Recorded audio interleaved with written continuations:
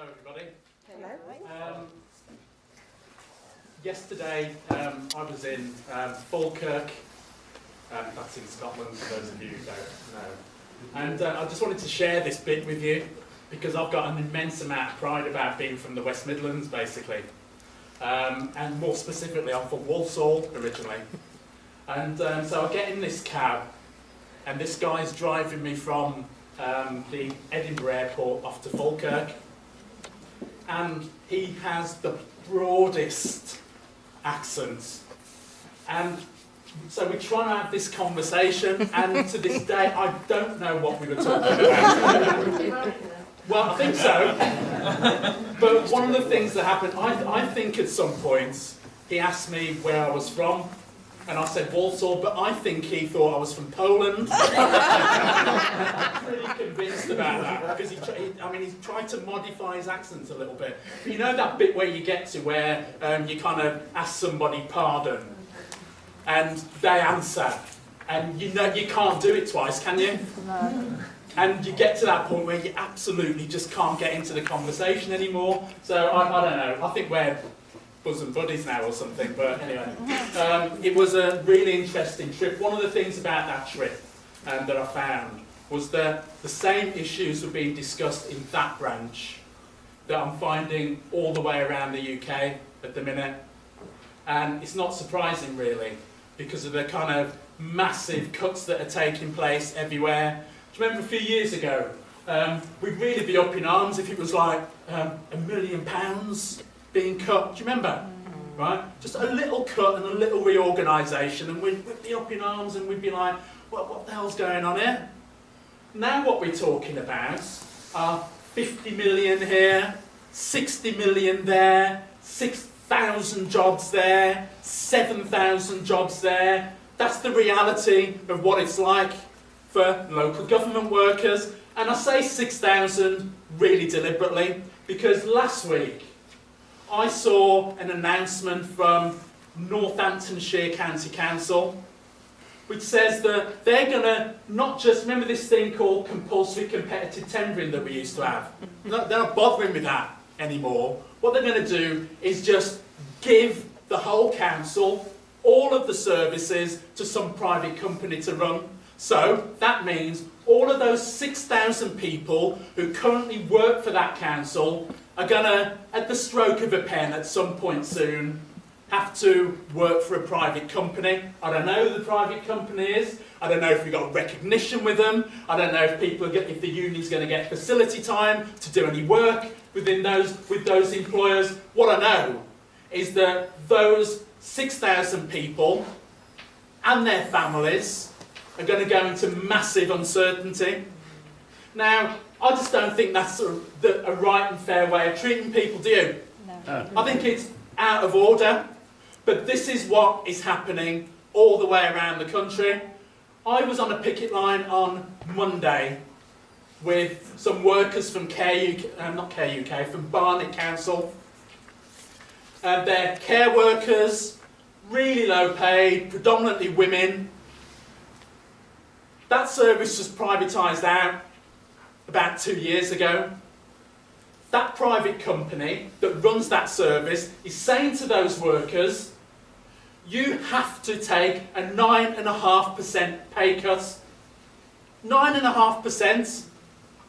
These are people who are struggling to put bread on the table now, struggling to keep a roof over their heads, like many of our members, and they're being told that they have to take a 9.5%. So we go in and negotiate with these people, and they hail themselves because they made an offer to those workers, which was only, so those workers were only going to have a 6% pay cut, and they're supposed to be grateful for that. They're supposed to be, you're all supposed to be grateful just to have a job at the minute. And you're supposed to be grateful for any terms and conditions, any little crumbs that they want to throw your way. That's what you're supposed to be grateful for. I just don't think that's right. I don't think that's right from any particular political party that wants to do that. Because I want to be really, really clear about this, right? Any political party that decides to cut our members' terms and conditions, any political party that decides to have a go at us, then we have to stand up and fight back. And that comes to the crux of what I want to talk about, because it is really about how strong we are as a union that matters. Nobody has ever given us anything as working people that we haven't had to fight for. Name one thing. Nothing. Nobody gave us the National Health Service out of the goodness of their heart because they didn't like seeing people dying in the streets. Right? We had to stand up and fight for that. Nobody gave us affordable housing. Nobody did all that except us. We had to stand up and we had to argue for it, we had to organise for it, and we had to fight for it. Nobody gave us anything. Nobody even gave us clean running water. We had to fight for those things. And the message to you all is that if you want to keep all of those things, we have to organise. We have to build our union in terms of membership, and we have to get stewards on the ground who are going to be there when people need them, when they need them, not in 2 weeks' time or whatever, but there when folks need them, because it's too urgent at the minute. Far too many of our members are having their terms and conditions attacked, but also the world of public service delivery is just changing massively, isn't it? You know, we've got thousands upon thousands of our members who don't even see another colleague. You know, they go around, you know, care workers are an example. You know, they go around and they do their, 15, 20 minutes or whatever with their clients. You know, they used to be neighbours, you know. And they go around and they see people and they do their rounds and get their instructions on their mobile phones and go home at the end of the day, never seeing anybody else. We're built on the idea of a collective. That's what we are as a trade union, but thousands upon thousands of our members don't even see somebody else. So we start to complain and we start to organise around those things. So what happens when we do that? So they try and change your terms and conditions, and you as an individual decide, I'm not having that. I think that's wrong. So I'm going to go to the union and I'm going to try and go to an employment tribunal. Years ago, you could do that, and it was free, because that's why they were set up. It was about workers' access to the law in the workplace. That was the guiding principles about why employment tribunals were set up. Industrial tribunals, they used to be called in those days. Now you have to pay, unless you're a member of Unison, because we say we'll pay that, but most unions don't. So then you say, right, that's my individual rights, then make it, so they try and change my terms and conditions, I try and complain about it, and they make it hard for me to even complain about it. Your individual rights. So then you say, what I want to do is I want to complain collectively in my union. So what they do is they make that more difficult as well. Because what they then say is that we're going to make it more difficult for your union to operate. Because what we're going to do is we're going to, after the election, what our intention is to change the law so that if you want to have your union subscriptions deducted from your wages, we're going to make that illegal. I'll tell you, civil service unions are going through that right now. And they're having to run around the country and try and get people persuade people to have their money deducted by direct debit. It is really hard. If I told you that 80% of the money that we collect in our union subs is done by DOCAS, it's collected out of people's wages, you can see the size of the challenge that we actually face if that was to happen to us. This is a massive attack on the right of trade unions to organise, but it doesn't end there, because they'll say, we'll strip away your rights to have any time off in the workplace, to do anything. We'll strip away your rights to be trained as a trade union rep, which has been paid for by the state when it recognised the importance of good industrial relations. That's been paid for 40 years. And they say they're going to strip that away. Union learning, where thousands upon thousands of our members have been able, get this, to go home for the very first time and read a bedtime story to their children. And that is a fact, and that's what our union does. But they're saying that's under threat as well. So then you manage somehow to get to the point of saying, well, we've had enough of this and we're going to take industrial action. They're going to make that more difficult as well. Because what they're going to introduce is some threshold that doesn't apply anywhere else in the civilised world that I know of. That's going to say you have to have 40% of something or another to be able to take industrial action. Your basic right as a worker to withdraw your labour is under attack. So your individual rights go, your collective rights go. What's left?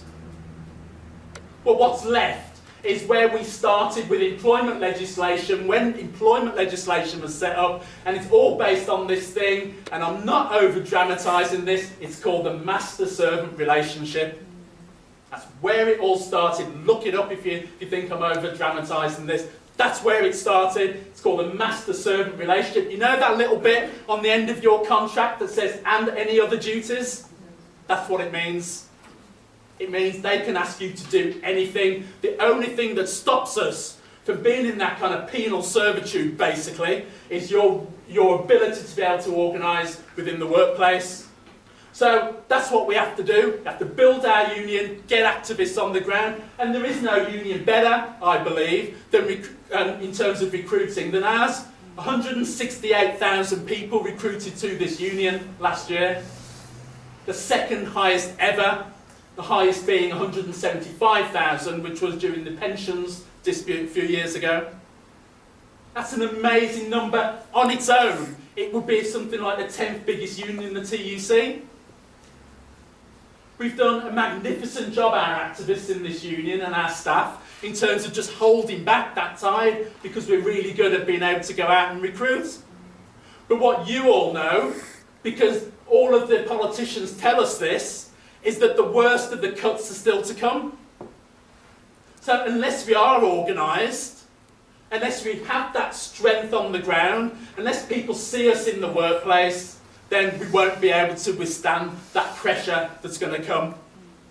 But what I know is that we have done this stuff before. For years and years they've been writing the story of the end of the trade union movements. They've been saying, you don't exist, there's no point in turning up to meetings like this, there's no point in belonging to a trade union. If you didn't have trade unions now, you'd have to invent us, I think. Because there is nothing else standing in the way of these people who have no respect for workers in the workplace. Our members having to do not one job, not two jobs, but 3 jobs and still have to go to a food bank at the end of the day. It's a disgrace in still one of the richest countries on this planet. And I just think we have to assert where we stand and what we stand for, and that we stand for public services delivered by people who are accountable. I think we have to be really proud of that, and I think we have to be really proud of who we are as trade unionists, and say to people, we absolutely stand for progressive politics. We want to see things done not on the basis of how much money you've got in your pocket, but whether or not people actually need the services or not. People will accuse you of just being about your jobs, as if that's a bad thing, and it's not. But this is also about what sort of society we want to live in. Do we want that sort of society that's based on the change in your pocket? Or do we want a society that says, look after the person next to you? That's what public services are. It's the best expression of everything that we stand for. That you look after the person next to you. That if somebody else is in trouble, you're there to lend a helping hand. That's what we're for. So I think we have to assert those values really, really clearly. I think we're best doing that through our trade union, but we're only successful at doing that if we build a strong, active, campaigning trade union. And I think we can do that. So I hope that wasn't too gloomy, because I really do have a lot of faith in us as working people to be able to bring about massive change, especially when people tell us that you can't do it. And I have that because we've done it before. But this is a massive, massive fight that we're in now. It's a fight for the welfare state.